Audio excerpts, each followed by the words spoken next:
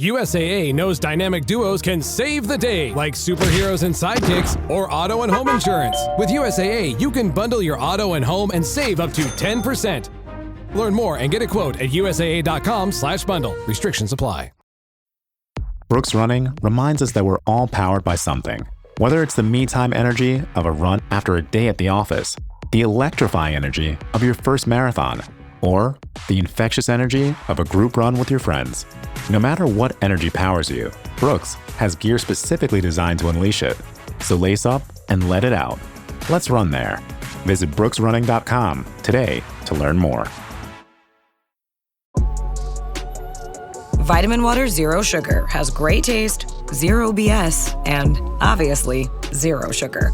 For those with zero room in their calendar, zero patience for slow walkers, those who get 0 hours of sleep on a Saturday night, have zero filter, zero given, and zero interest in grabbing a plain, boring water. Grab a delicious Vitamin Water Zero Sugar today. Does it ever feel like you're a marketing professional just speaking into the void? Well, with LinkedIn ads, you can know you're reaching the right decision makers. You can even target buyers by job title, industry, company, seniority, skills. Wait, did I say job title yet? Get started today and see how you can avoid the void and reach the right buyers with LinkedIn ads. We'll even give you a $100 credit on your next campaign. Get started at linkedin.com/results. Terms and conditions apply.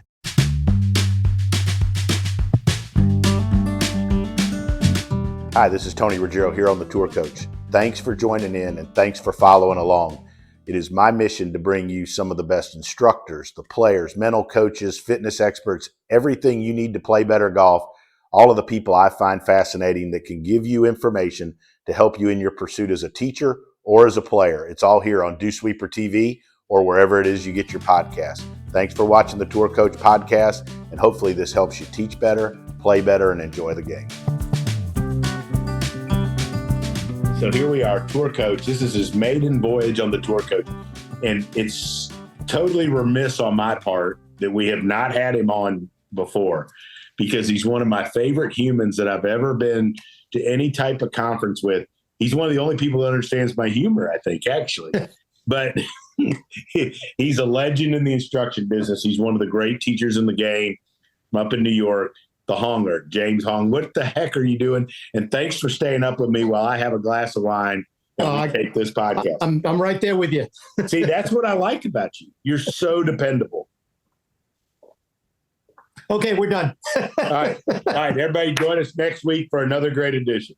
So I want to talk about, when I started the radio show about almost 20 years ago,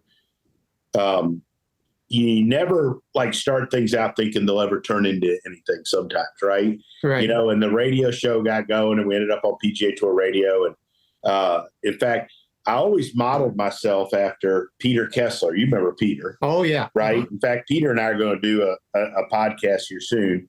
But, Golf Academy Live, where you brought in a great teacher and you helped just regular golfers. I always thought that was the beauty of that. Right. Yeah. I remember those clips of Butch with him and all that. And I think sometimes when I read golf and I read Golf Digest, or I watch some of the stuff out there, we get away from helping recreational golfers and regular golfers and developing players.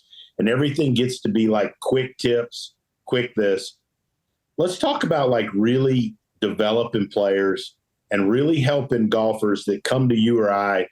It doesn't matter to me to saw some at Old Palm today. It doesn't matter to me if you're a 25 or a tour player and you're wanting to get better. I want to help you. Right? Exactly. Yeah. Right. What are your thoughts on that? What are some of the keys for those types of folks getting better? Yeah. Sometimes what I notice with a lot of players is that they're a lot better than they realize, but sometimes it's bad information or misconception of certain ideas. And when you start to put them on the straight and narrow, they become sort of enlightened. It's sometimes I've had players who think they're terrible or their scores show that they're a high handicap, but then we go over something. It's like, well, what do you, when you're doing this or when you're going over that, like what kind of goes through your head and everything? Oh, well, I'm thinking of this, I'm thinking of that, or I was told to do this. And it's like, oh, okay, well, if you thought maybe it's this way, and they're, oh, no, and then they do it. And it's like, oh my goodness, they're so much better. And it's those kind of things click in right away. So that's always one of the things I'm looking for, is just exactly what's going on in their heads.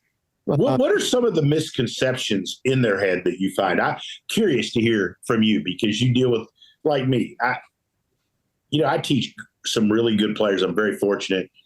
I still gain a lot of enjoyment just for standing on that tee helping anybody, right? Yep. Mm-hmm. And like, I'm curious because you do such a great job. Like, what are some of the common misconceptions? I know I hear some things, some of the shit that comes out of their head. You're like, yeah, I don't know about that. What are some of your common misconceptions you hear that we can educate people with? Well, one thing is a lot of times players don't know where the target is. Where they think the target is not where it is. And I've had a lot of people, like I always tell the story about this one guy. He still comes to me all these years, and he was hitting balls on the range, and I was watching him going like, oh my God, that's the best I've seen him swing. Right. And at that time he was probably about a 20 handicap, and it was like, he's looking so good. But then I also noticed that he'd hit a ball. The ball had this nice little 5-yard draw, and he'd be looking down going like shaking his head. I was like, why is he shaking his head? That's like pure.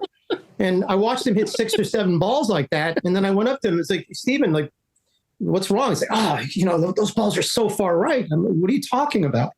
And then he hits another 2. You see what I mean? I'm like, Steven, can you just tell me where you think the target is right now? Yeah. And he's literally pointing 60 yards left on the range. He's pointing to the left side of our range when he's lined up at the 150 sign on the right side of the range. And I'm going, that's like, I put a club down on the ground. I said, do you see where you're lining? He's looking, it's like, oh my God, that feels like it's way right. No. And guess what his miss is? It's, he's aim right, pull it left, come over the top. And that was the thing about it, is he was hitting balls, and there was not even a hint of over the top, but he thought he was hitting it way right. So that's one misconception. And I see a lot of people coming up to me with that. Of course, the tips that they're either getting from their husbands or their relatives or whatever, straight left arm or keep your head down, all that kind of stuff. We've all heard. How do you deal with that? And as I get older, my patience wears more thin. Absolutely, yeah. Right? And I was driving around the other day, the chipping green at Old Palm, and I saw 2 people. I saw a guy who had been like a 28 handicap giving a chipping lesson to a guy who was a 30. Yeah. Right? And I'm like, what the fuck are we doing here, right? Like, how do you deal? And I think it's worse now than we were coming up with all the information that's out there, because now you don't just have the 15 or 12, 20 handicappers reading Golf or Golf Digest and then going to give tips. Now they can go on the phones and they can look on Instagram and they can look on whatever and dial up a tip. How do you deal with that? And better yet, how can we educate golfers how to use this shit better? Yeah. To get better. I think what I'll point out to people, I'll try to be politically correct about it, and I'll just say, why? Like, why? Why? Yeah, there are times where I just shake my head and just go like, okay, whatever. Yeah. But sometimes it's like you see something there where, maybe they just need a good piece of advice or whatever. And, the good side of me just goes, let's be politically correct. Let's be correct here. And I'll just tell them, that's not necessarily a bad tip. I just don't think that fits you. Mm-hmm. And they'll be like, what do you mean by that? And being that way, sort of lending out the olive branch, it's like now it opens up the conversation. Well, that tip's good for someone who does this and this and this, but that doesn't seem to be your issue. You seem to do that, that. And they're like, oh, and then if you really catch on to what it is that they're doing, you can even predict. It's like, well, I bet you're probably suffering from this and this. Like, how did you know? Right. Now it's like you've got them. You're starting to reel them in. And then they're more susceptible to listening to what you're going to say. Say, hey, why don't you try this? Why don't you try this? So that's one thing that I noticed. Sometimes it is, you do get really frustrated and you throw your hands up in the air, roll your eyes. And in those circumstances, it's usually I can get a sense that this person's not going to listen to me anyway. So, what the hell? I'll just light some fire to the gasoline and go like, well, yeah, you keep doing that. Like you just said, that the example of the 28 handicap helping out the 30. It's like, well, the good news is you're going to be a 28 handicap real soon, like he is. You keep at it. And sometimes I'll say something like that, and they don't even realize that they think I'm complimenting them. It's like, well, like it's my old mentor used to say, going along with what you kind of alluded to, was he used to say, if you could answer the student's question, like, how students come in with a preconceived notion of this is what I'm doing. If you could answer that, fix that, and they're still not better, and then show them what to do, you got them to buy in. Yes. Right. Yeah. And I think that's something I've learned. Like, early on, I was just like, I'd film people, I'd sit them down, and I'd go through my shit, and I had my little spiel. But now it's like I listen more, and I'm like, yeah. I mean, okay, so you do that. Well, let's address that. And then they see that, but, well, now actually here's what's happening that makes you do that. And then they buy in. Exactly. I think that's one thing you got to do. Don't you think, like with players? Hey, it's Paris. I love sparkly things, right? Like stars. Duh. And thanks to Hilton and AutoCamp, I just slept under them. Picture me serving looks by the fire outside my luxurious Airstream, making s'mores with the kids, while a national park is our backdrop. The great outdoors meets Hilton hospitality. That's hot. Explore all the new ways to stay at Hilton.com. Hilton for the stay. This episode is brought to you by Netflix. Becoming the most valuable sports franchise in the world doesn't happen without risk. A man who's willing to bet it all, and the players ready to make their own luck. America's Team, The Gambler and His Cowboys, is the story of the 1990s Dallas Cowboys and Jerry Jones's impact on NFL history. Featuring interviews with iconic 90s players and more. Watch America's Team, The Gambler and His Cowboys, August 19th, only on Netflix.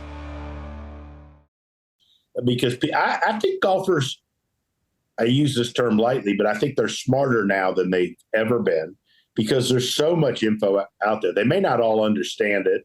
Right. And I don't know that all of us teachers understand it, but there's so much info out there. You've got to be able to explain stuff, and you've got to be able to, you got to be able to get on their level, don't you think?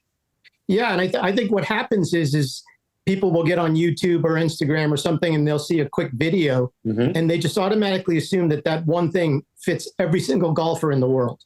Right. And they don't realize, like I said, they don't realize it probably is the worst thing for them, may actually be the best thing for their friend, but not for them. Right. And that's why one is doing well and the others are. And so just getting across the idea of, look, that may be great for someone else. It just doesn't fit you. And here's the reason why. And you pinpoint those things, and they kind of look at you and they open up their ears a little bit more. It's like, yep, that happened to me the other day. You're right. Yeah. I always use this, and I'll quit talking about my old mentor. He used the analogy one time that, and I've said it ad nauseum on this podcast, but if you go into the drugstore and you take one of everything on the shelf, you probably get sick and die. But if you went in there and you took the right 4 things for whatever your issue was, you'd get better. And that's how people are on social media with golf instruction. They go in there and they just take everything instead of knowing what's the right 2, 3, 4 things for what they've got, And if they take everything, they're going to die as a golfer. They're going to be one of those people. I saw a guy the other day on the range hit 2 or 3 balls and just chunk a fucking club down the range. And they weren't even really that bad at shots. So he was obviously not doing what he thought he was doing, right? Yeah. And you just watch people. I'm curious because you deal with so many good juniors. I love following your stuff but one of the things I've found interesting as I've gotten older is helping people learn a little bit how to practice. Oh, absolutely. Because I don't think they but they don't have a clue. How to practice. And they for sure don't know how really good players practice, right? How do you help players practice, and what are some of the keys for that? Yeah, I try to get across. It's the old 30-minute lesson is not going to take 15 strokes off of your handicap. It's right. You got to work at it. And so, but I also understand that a lot of people, the reality sets in is they have families, they have jobs and other responsibilities. And so working with those type of people, I tried to get across to them, hey, listen, I understand you're not going to be able to hit 300 balls, but you can do really well hitting 20. Mm-hmm. And just showing them, here's what you do. Hit 5 balls this way, 5 balls that way, and just kind of piecemealing it together, holding their hand and walking them through it. I think a lot of golfers, part of the problem of why they don't practice correctly is because they don't know what they're supposed to be doing. So they just go to the range, they dump out a basket of balls, and they hope the hand of God is going to touch them with the magic of golf. And then they're walking back to their car. That's our Instagram piece right there. The hand of God's going to touch them in practice. Yeah, and it's like they walk back to the car even more frustrated. And what happens? That happens over and over again. They're getting less and less motivated to come to the range and practice at all. And so just showing them what a good, simple practice routine is and following up and asking them like a week later, 2 weeks later, hey, did that help you out? Oh, my goodness, you were so right. Just doing that for 10 minutes, just doing that for 30 minutes really helped a lot. And now I understand they start to kind of like put their toe in the door of what it really means to work at something. But plus they get motivated because they see actual improvement just by being led in the correct direction. I've had the same type of success with giving players stuff to do at home, away from the golf course with a band or a drill, right? And we use this example all the time. Wayne Flynn, I know you know Wayne from all this stuff we've all done together, and this is a pretty funny story. He had this guy, obviously in Alabama, big Fox News listener, right? Right? And so this guy didn't have much time to practice, but the guy had crazy tight hips. And so Wayne gave him a drill with a slider, and he said, look, I want you to do this every commercial during the Fox News, right? And, when you're sitting there and you're watching Hannity, I want you for the first commercial to do your right. Second commercial, I want you to do your left. And the guy was like, oh, you should. All right. Okay. So goes, 2 weeks later, he comes and Wayne's like, how's it going? He goes, oh, I've been doing it and pulls up the video one to the next. And it was a huge improvement in how the guy could rotate through. And I think that, again, is you're this way because I watch stuff our job is to be creative and find how to touch people, create, and get them to practice a little better. And it's not always it's not always just beating balls. There's ways we can help golfers get better with their movements and how they do stuff. And sometimes giving a guy a pivot drill or a band drill or something that they can do in their office while they're on a Zoom call or whatever it is going to help them get better. And then when they have some time, they can go down to your golf course and they can play 9 holes and actually play better and enjoy it. Exactly. I mean, people that are sitting all day at their desks or checking out computer screens or whatnot, it's just simple pivot drills, like you said, hip rotation, just hold on to the back of your chair or hold on to the edge of your desk. Yeah. And just do some rotations. It's you're looking at the screen anyway in that position. You might as well do something, that'll help you while you're doing it. And I've had people at homes where I've said, instead of swinging a club, why don't you just take take some pillows and throw it into the futon and just see what it's like to throw something or to throw it into the bottom of the futon, throw it into the top of the futon. And it's all of a sudden we're talking about trajectory or, and they're, how high or how low they're hitting the ball based on how they're moving. It's you don't have to. I always remember that, what was it, the show on Golf Channel years ago, Breaking whatever. And it was the one with Haney and Rush Limbaugh. Oh, wow. And I remember at the end, why did Rush Limbaugh get better? And he said, I have no time to hit balls, but Haney told him to do 100 practice swings a day. And he stuck to that. And that alone made him better. So that always stuck with me, that those kind of things can definitely improve you if you just give it an effort. Yeah. And again, I think too, curious on your thoughts of this, everybody wants to put out get better quick, this, that, the other. And we've talked a little about things you can do away from the golf course. But look, let's face it, the sport that we've chosen to embrace takes work to get better. Yeah. Right. And it's no different if I was trying to play quarterback for the Saints, who I seriously hope we drafted one that's better than what we got. But anyways, so, but like, you know, like it takes work. And to expect to get better at the game of golf without, whether it's doing drills away from the golf course, like you were just talking to, like, and throwing pillows could be a drill or whatever. But like, if you're going to get better, you've got to structure some amount of time. Doesn't have to be at a golf course or at the golf course, some work to get better. Getting better is not going to happen by just one thought going out there and trying. Yeah. If you're going to be doing that at the very best, you're going to be stagnant. Mm-hmm. You're just not going to get best, worse. Right? Yeah, but you're not really going to get better. You have to put in the time. You have to put in the work, and you've got to do some things. If nothing else, even if it's not technique, it's skill development. Something there that's going to get you 2 shots around, 3 shots around. You know, most people think improvement is, well, you know what? Last week I shot 100 and this week I shot 81. Boy, I got better. No, you know, sometimes it's you shot 100 last week and you shot 90, 97 this week. You're getting better. And sometimes those incremental changes are going to last longer over your life than the immediate gratification.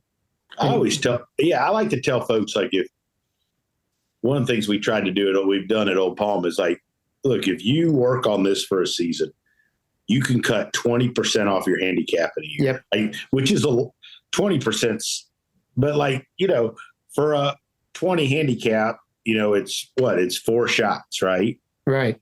That's a lot. But when you break it down like that and you talk about stuff you were talking about, like whether it's chipping, pitching, putting, it is very, very doable. Yep. Right. And I'd love to hear your thoughts on, like, when a person comes to you and if you were looking at them like, hey, Joe Schmo, I want to cut 20% off your handicap, where would you go with them? Where would you look and what would you do? I would probably be looking 50 yards and in. I would look at 2 extremes, 50 yards and in, and what they're doing off the tee boxes. And what I find off the tee box is it's the typical where they think they're aiming is not where they're aiming. It's like, how many times have I heard, hey, how many times have you heard this? You hit a ball into the trees and your buddies go, you know, you were aiming there. Yeah. You know, that was one. How do you fix their aim? What I'll do is I'll do everything from alignment sticks, but I also have this thing where I'll have them set up to a ball and I'm like, tell me when you're ready to swing. They go, ready. Okay. And I'll cover their lead eye like this from the target. I say, can you take your left hand for a righty and point to where you think the target is? And it's amazing where that hand goes to. Very interesting. Right. It'll be all, I've seen people 70 yards left or 50 yards right. And when I show them where the target is, like I'll move their hand to where it is. It's like, what does that feel like to you? And like, oh my goodness, that feels like I'm hitting the guy's house. It's like, no, that's the center of the fairway, or that's the right set, whatever it is. You know, that's one thing. And they'll be like, oh, is that why everyone tells me I'm aiming over there? Yeah, and that's why. And the other thing, you know, kind of like decade golf is they're not playing their tendencies. They're pegging the ball up in the middle of the tee box and aiming at the dead center of the fairway when they have a 30-yard slice. It's like if you've got a 30-yard slice and it's generally 20 to 30 yards, aim to the left side of the fairway. At least you'll be hitting more fairways that way. And if you're in the rough or you're in trouble, it's probably going to be more like in the rough and not under a tree or out of bounds even. At least you're going to be maintaining, you're going to keep the ball in play. And from inside of 50 yards, it's just showing, I think what happens is they think that they should be hitting the ball to 6 inches like a tour player does, even though they don't have that ability. Question. And sometimes it's just telling them, get it on the green and give yourself a 2-putt. And whenever I'm working with people, I always say, here's your target score from here. Your target score is 3 or better. And some players, it's 4 or better. And for a lot of them, when I say, if you're in this situation on the golf course and you know you're going to get this ball in the hole in 3 shots, what did you get on the hole? And they'll say, I probably got a bogey. Well, how is that compared to what you normally do? It's, oh my God, this hole, I always get a 7 or an 8 on this hole. Yeah. and I've gone out there with players on the golf course for 3 or 4 holes and showed them this stuff. And they're like, you mean that's all I had to do? So yeah, that's all you had to do. It's like, I never thought of it that way, but it's really simple. If you want to call it math or statistics or whatever, it's like, if you're in this situation, how many shots do you want at the very worst to get it in the hole? 3 shots, 2 shots, 4 shots, whatever it is, and play to that number. Yeah, I always go back. I've told this story a bunch of times, but Mark Wood and I did a golf school down in Mexico. We had a couple couples down there. And this one lady was really probably had never broken 100, realistically, right? Upper 90s at the best. And when we went on the course, I basically caddied for her. And that wine looks good, by the way, Hunger. And but we got done with 9, and she shot 43. And all I did was, like, there was a hole with some marsh coming in and a bunker in front, and she can't carry it 170 yards, but she could run it 190. So I aimed her way out right, and she hit it, and then she pitched it up, and she made bogey, but she didn't make 6 or 7, right? Right. But she was a good chipper and putter. And, we navigated around that way.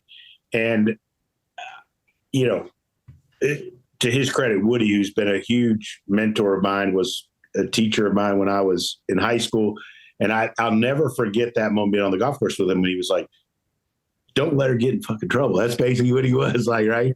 And it was like, we take people on the golf course all the time. And like, to me, that's a big part of helping people get better. It's like, it's not just your golf swing. I think you and I could take most of the people listening to us, especially if they're over 10 handicaps, and I almost would guarantee they would shoot 2, 3, 4, 5 at most shots better on a round if they hit the shots, if they let us pull the club and tell them the target and they hit it towards it. It's like a very similar story to yours. I had one woman, we went out, I took her out for 9 holes, and she plays at our golf course all the time. I said, what's your lowest score on the front 9 here? And she goes 55. We go out, we're walking off of 9. She shot 45, 10 shots lower, a shot a hole. And I'm thinking she's going to be ecstatic. She's looking at me with this kind of look on her face of, she's just not happy. I was like, hey, what's the matter, Susan? She goes, and he says, you just shot 10 shots lower than what you said was your lowest score. And she says, I felt like I was cheating. It was too easy. Because she's so ingrained with the sense that the game is a struggle. And she goes, it wasn't a struggle. It was too easy. It was almost like it was boring for her. Mm-hmm. And it was just like what you said. It's, hey, you're 170 yards out from the green, and you're not going to reach it. You can't hit your driver 170, but you're going to pull out your 3-wood, which you said you hate. It's instead of let's just hit a 6-iron and then put a pitching wedge on the green and then 2-putt. That's really what we did on every hole. And she said, oh, no, it was too easy. I felt like I was cheating. It was too easy. I've never had that where she actually walked away unhappy with the fact that we made the game easier for her. Right. So, and I see her every week there. She's like, hey, how are you? But I never bring it up because I know she'll be like, You're tuned into Auto Intelligence, live from Auto Trader, where data, tools, and your preferences sync to make your car shopping smooth. They're searching inventory. Oh, yeah. They find what you need. They're gonna find They it. can make a budget for your wallet to help you succeed. Pricing's precise and true. So true. It's smarter car shopping. Ooh. Just for you. Oh, it's just for you. Ooh. Find your next ride at autotrader.com. Powered by Auto Intelligence. Walmart Business is in the business of helping your business. Regardless of whether you're building bridges, building spreadsheets, or building lesson plans. Ooh, that looks fun.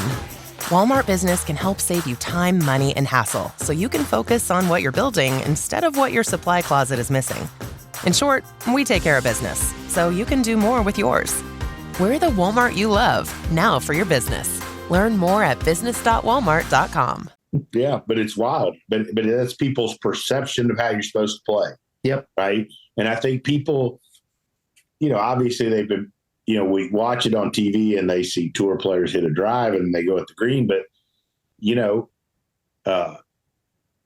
the interesting thing is you're with a tour player and they're in a situation where they've got to make below X number on a hole. I mean, you can look at Pebble Beach, 18, guy's got to win, and he can make 7 and still win.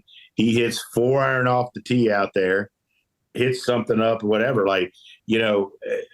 People only see the person having the bust driver, and I think that affects how they think about and what they think they need to do to play the best. Yeah.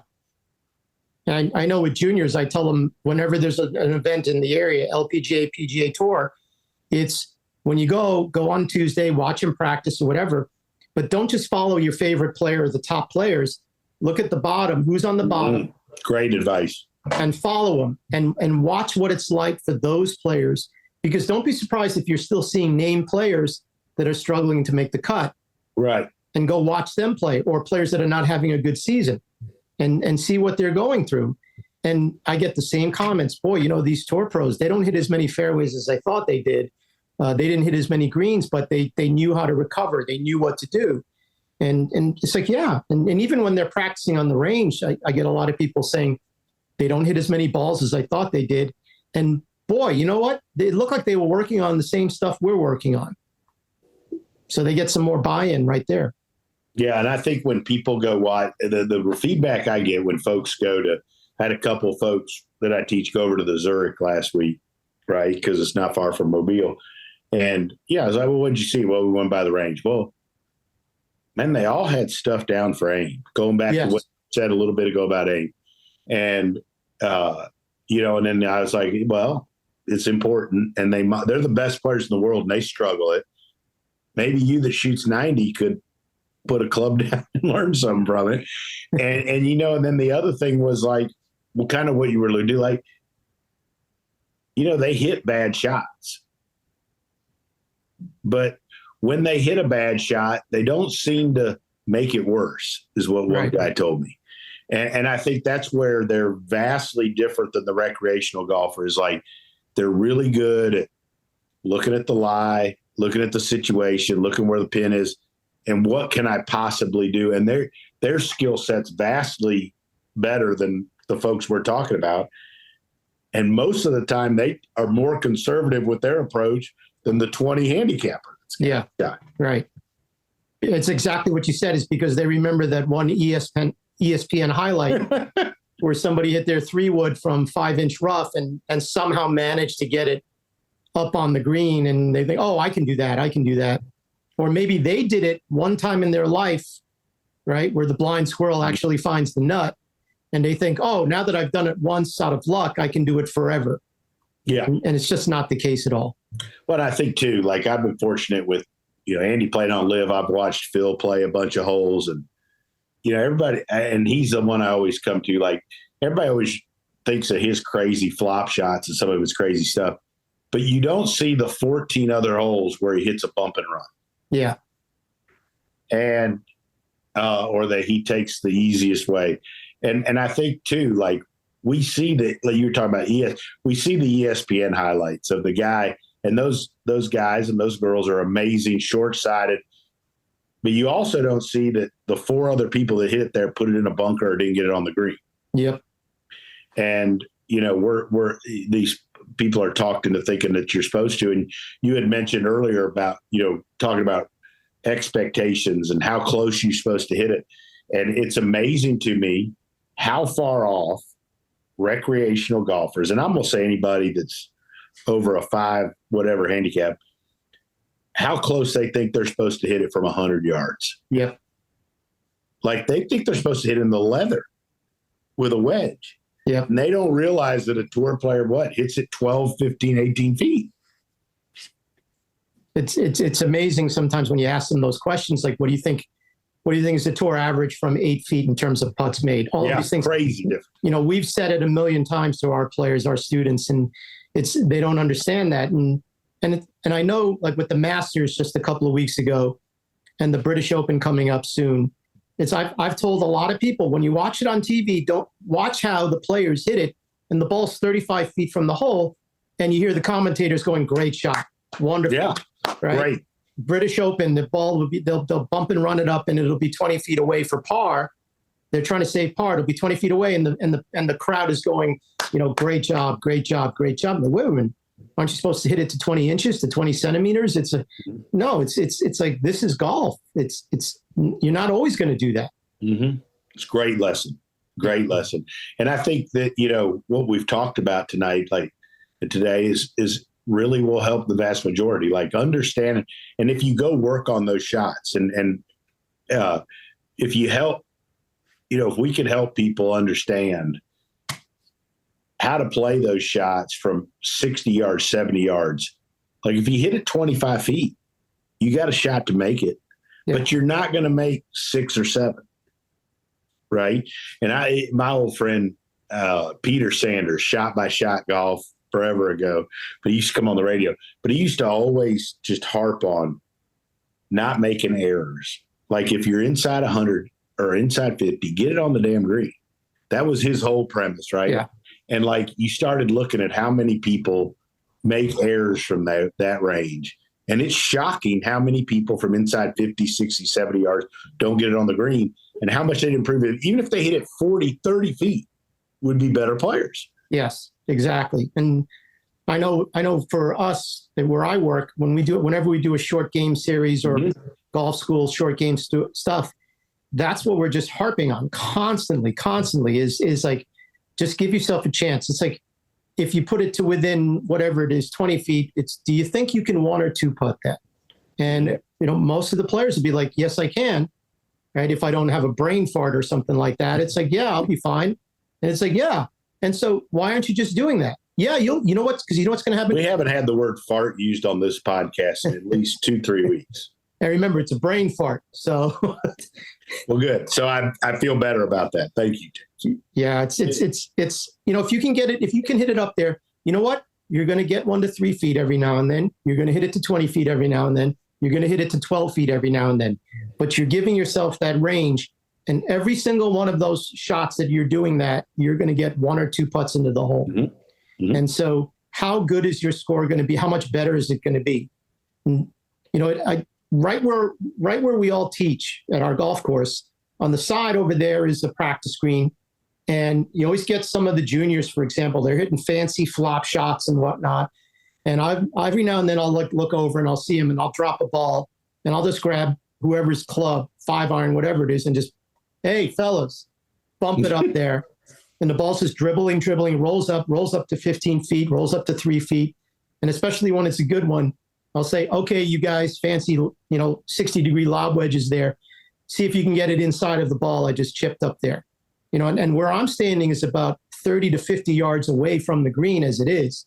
And it's like, what club would you use from here? And I'll just turn around and I'll just take every single club. I'll do the old Ben Hogan. I'll grab a club, just random clubs, and just bump it or chip it or pitch it and just say, you can use any club you want, right? Don't marry yourself to only a lob wedge and thinking it's supposed to be this either pretty flop shot or this checkup if one hop and stop shot if you don't know how to hit it. If you want to hit that shot, practice it. And again, it goes back to what you were saying, is getting people to work on things. If you want to be good at that shot, work on it. Here's how you work on it. And it takes a lot of work. It takes effort. It takes time. But if you want to be able to be good at that, put in the work. No question about it. Honger, this was awesome. We need to make a vow here in 2025 to have you on more to educate people. You're the best. Well, you just let me know. I'll be happy to come on. Hey, real quick, before we let you go, let everybody know how to find you. All your socials, we'll tag you on all the social stuff and all that. But you're great at what you do. You're entertaining, you're fun, and you're a great guy to hang out with. So let everybody know. Thank you. If you're going to see me on Facebook or Instagram, it's at James Hong Golf. Real simple. And I know this is for tour coaches. So just to let everyone know, the tour players are all U.S. Kids Golf Tour, junior tours, right? So yeah, tour coach. No, I mean, this is about making people better. Yep. Right. And my mission, I guess, is like, I just want to expose people out there to the people that I think are the very best in the world at helping people get better at golf and that have a passion about it. I've been around you so many times. Your passion for what you do and your love for what you do supersedes everything else. In fact, more maybe than anybody else I've ever been around. And I have such a deep respect for what you do and how much you love doing it. And it's catchy. Like, it makes you look. I just been teaching all day, came in. I did have maybe 2 glasses of wine before doing this. But like, I get fired up talking golf with you. You're great at what you do and you're great for the game. And man, I appreciate you taking time for me. No, thank you. This has been a great honor to be on your show. Thank you very much. We got to do it again, Honger. Definitely. We need to do one live. We're going to do one live in person together with both of us drinking wine together. Oh, you got it. You're the best, Honger.